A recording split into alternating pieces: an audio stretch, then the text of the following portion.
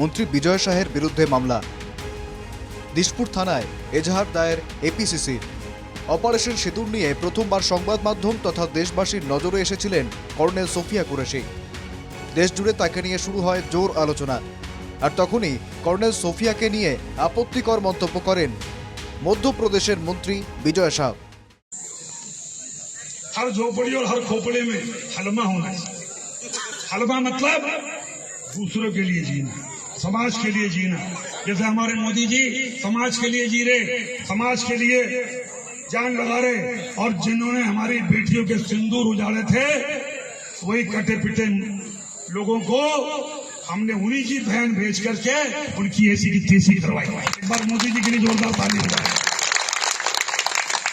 उन्होंने कपड़े उतार उतार के हमारे हिंदुओं को मारा, और मोदी जी ने उनकी बहन को उनकी ऐसी की तैसी करने हमारे जहाज से उनके घर गए।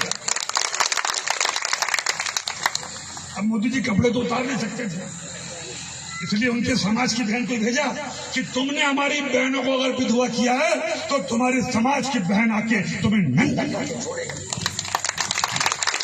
देश का सम्मान, मान सम्मान और हमारी बहनों का सुहाग का बदला तुम्हारी जाति की समाज की बहनों को पाकिस्तान भेजकर अगर कोई ले सकता है, और उन्होंने कहा था घर में घुस के मालूम घर में घुस।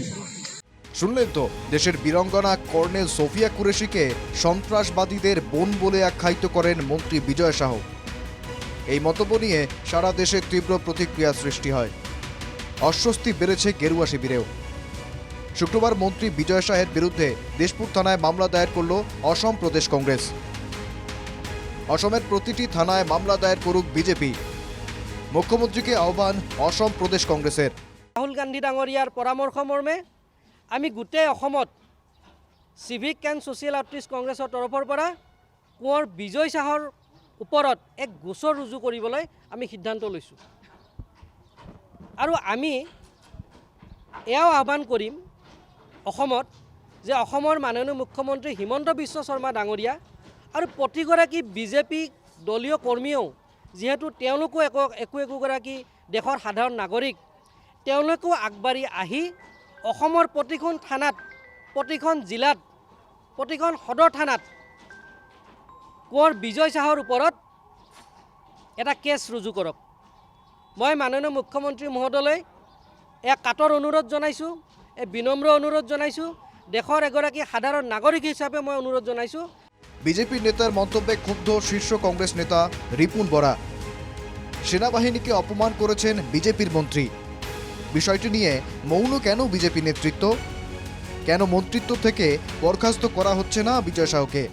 এনে সময়ত বিজেপিৰ এগৰাকী মন্ত্ৰী মধ্যপ্ৰদেশৰ বিজয় শাহ, এই মন্ত্ৰীজনে এগৰাকী অতি দক্ষ সামৰিক বিষয়া, মহিলা সামৰিক বিষয়া কৰ্নেল সোফিয়া কুৰেশিৰ ওপৰত যি মন্তব্য কৰিলে যে তেওঁ এই কৰ্নেল সোফিয়া কুৰেশি হয়তো তেওঁ মুছলমান হোৱাৰ কাৰণেই নে কি কাৰণে নাজানো, তেওঁ সন্ত্ৰাসবাদীৰ ভগ্নী বুলি আখ্যা দি যি আমাৰ দেশক অপমান কৰিলে, সামৰিক বাহিনীক অপমান কৰিলে, এইটোৰ ওপৰত বিজেপি আজি কিয় নিমাত আছে?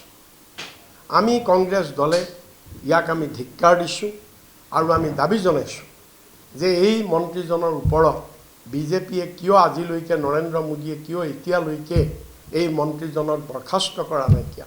কারণ অতি লজ্জাজনক কথা। সোফিয়া কুরেশিকে নিয়ে বিজয় শাহের মন্তব্য নিয়ে ক্ষোভ প্রকাশ করেছেন আমজনতারাও।